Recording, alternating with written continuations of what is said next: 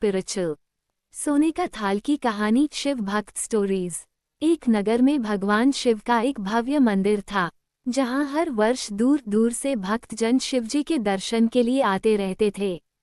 श्रावण का महीना था। दूर दूर से कांवड़िए कांवड़ लेकर भगवान शिव को जलाभिषेक करने आए हुए थे। मंदिर का परिसर भक्तों की भीड़ से भरा हुआ था। तभी अचानक आकाश में बिजलियां हुई और सोने का एक थाल उतरा। उसी के साथ एक भविष्यवाणी हुई कि जो कोई भगवान शंकर का सच्चा भक्त और प्रेमी होगा उसी को ये थाल मिलेगा। भविष्यवाणी। मंदिर के परिसर में उपस्थित सभी लोगों ने ये भविष्यवाणी सुनी। धीरे धीरे सभी इकट्ठे हो गए। जो लोग मंदिर की व्यवस्था देखते थे, उन्हें तो पूरा विश्वास था कि यह थाल हमें मिलेगा, इसलिए वे सबसे आगे जाकर खड़े हो गए। सबसे पहले एक पंडित जी आए और बोले, देखिए, मैं प्रतिदिन महादेव का अभिषेक करता हूँ, अतः मैं ही भोलेनाथ का सबसे निकटवर्ती प्रेमी और भक्त हूँ, इसलिए थाल मुझे मिलना चाहिए। इतना कहकर पंडित जी ने थाल उठाया। जैसे ही पंडित जी ने थाल उठाया, थाल पीतल का हो गया। ये देखकर पंडित जी बड़े लज्जित हुए। उन्होंने थाल यथास्थान पर रखा और वहां से निकल गए। इसी प्रकार वहां उपस्थित सभी पंडितों ने खुद को आजमाया, लेकिन शायद उनमें से कोई भी सच्चा भक्त नहीं था। उन्हें भी थाल यथास्थान पर रखकर चले जाना पड़ा। इसके बाद उस नगर के राजा का आगमन हुआ। राजा साहब आगे आए और बोले, मैंने महादेव के मंदिर में बड़ी भारी दान दक्षिणा दी है, इसलिए ये थाल मुझे मिलना चाहिए। इतना कहकर राजा साहब आगे बढ़े और थाल उठाया। जैसे ही राजा ने थाल उठाया, थाल तांबे का हो गया। ये देखकर महाराज भी लज्जित हुए और थाल यथास्थान रखकर एक तरफ खड़े हो गए। महात्मा और भक्त पधारे। इसके बाद इसी तरह एक से बढ़कर एक दानी महात्मा और भक्त पधारे और थाल उठाया, लेकिन किसी के हाथ में कुछ और किसी के हाथ में कुछ हो गया, लेकिन सोने का नहीं रहा। तब लोगों को पता चला कि हम में से कोई भी महादेव का सच्चा भक्त नहीं है। उसी समय एक किसान का आगमन हुआ। वो बेचारा महीनों बाद आज चातुर्मास के सोमवार के शुभ अवसर पर शिवजी के दर्शन करने आया था। गरीबी और गृहस्थी के बोझ तले दबा दिन रात खेतों में मेहनत मजदूरी करके अपना और अपने परिवार का गुजारा करता था। अभी रास्ते में आ ही रहा था कि कोई भिखारी मिल गया और कुछ खाने को मांगने लगा। इस किसान को दया आ गई।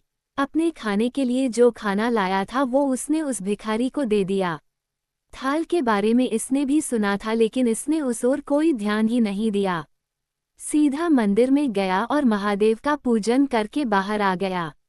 परिक्रमा करके जाने को हुआ, तभी पीछे से एक व्यक्ति बोला, भाई, तुम भी थाल को उठाकर देख लो, हो सकता है तुम ही वह सच्चे भक्त हो जिसके लिए ये थाल आया है। किसान को लगा वह व्यक्ति उसका मजाक बना रहा है। किसान ने हंसते हुए कहा, भाई, मैं तो कभी कोई पूजा पाठ भी नहीं करता, महीनों ने एकाध बार मंदिर आ पाता हूँ, मैं कायका का सच्चा भक्त। वह अजनबी बोला, भाई, हम तो देख चुके हैं, हमारी भक्ति तो दो कौड़ी की भी नहीं है। अब तुम भी अपना हाथ लगाकर देख लो, सोने का थाल मिले न मिले, किंतु पता चल जाएगा कि तुम्हारी भक्ति में कितनी सच्चाई है। लोगों के बहुत आग्रह करने पर आखिर उस भोलभाले किसान ने जाकर थाल उठा ही लिया। जैसे ही उसने थाल उठाया, लोगों के आश्चर्य का ठिकाना नहीं रहा। सोने का थाल रोशनी से चमचमाने लगा। ये देख सब लोगों में खुशियों की लहर दौड़ गई। सभी लोग उसके जयकारे लगाने लगे और पूछने लगे कि भाई, तुम ही सच्चे भक्त हो, अब हमें भी बता दो कि कैसी भक्ति करते हो जिससे महादेव तुमसे इतने प्रसन्न है। ऑल्सो रेड श्री दूधेश्वर नाथ महादेव इतिहास व महात्म्य। किसान बोला, भाई, मैं कोई भक्ति नहीं करता, मैं केवल दिन भर खेतों में काम करता हूँ और थोड़ा समय निकालकर जरूरतमंद लोगों की मदद करता हूँ। इसके अलावा मैं कोई विशेष कार्य नहीं करता। लोग पूछने लगे, तुम लोगों की मदद क्यों करते हो, शिवरात्रि क्यों मनेत है? हंसते हुए किसान बोला, सुकून। दूसरों के चेहरे पर मुस्कान देखकर मुझे जो आनंद और खुशी होती है, उसे मैं शब्दों में बयां नहीं कर सकता। शायद यही कारण है कि महादेव मुझसे खुश है। इसलिए हमेशा याद रखे, सत्कर्म का आरंभ भी आनंद से होता है और अंत भी आनंददायक होता है। दुष्कर्म का आरंभ भी दुख से होता है और अंत भी दुखदायक होता है। आप सैकड़ों मील की यात्रा करके भी दूसरों का दिल दुखाते हैं तो आपकी वह तपस्या, साधना और महादेव का दर्शन धूल के बराबर है। Share, add your comment, name, email, save my name, email, and website in this browser for the next time I comment. Categories. Select category Darshan Dharm Yatra Exhibitions Festival News People Puja Vidhi Press Release Programs Seva Spiritual and Categorized Visitors Select category. Recent posts. June 6, 2024।